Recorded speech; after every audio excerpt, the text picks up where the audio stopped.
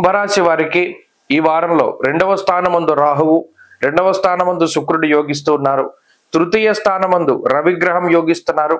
షష్ఠ స్థానమందు కుజ చంద్రుల యొక్క అనుకూల్యత ఉన్నది.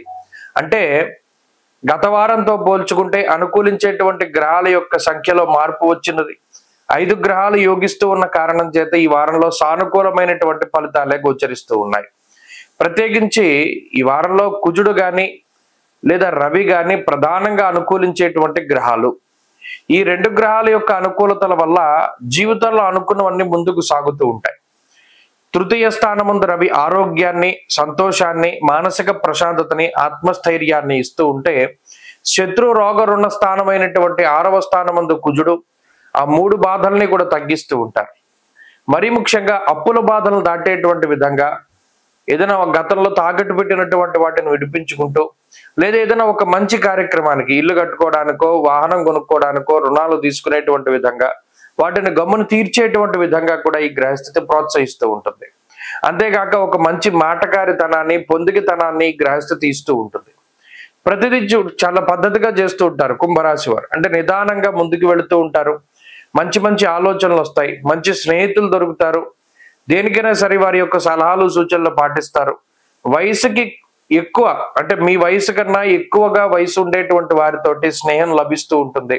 వారి యొక్క అనుభవం, వారి యొక్క తెలివితేటలు కూడా మీకు తోడవుతూ ఉంటాయి. ఎక్కడా కూడా జీవితంలో ఇబ్బందికరమైనటువంటి పరిస్థితులు ఉండవు. సకాలంలో ధనం చేతికి అందుతుంది. ఏదైనా ఒక ఖర్చు వచ్చినప్పుడు, లేదా ఆరోగ్య పరిస్థితులు సహకరిస్తూ ఉంటాయి. ఆర్థిక విధానాలు బాగుంటాయి.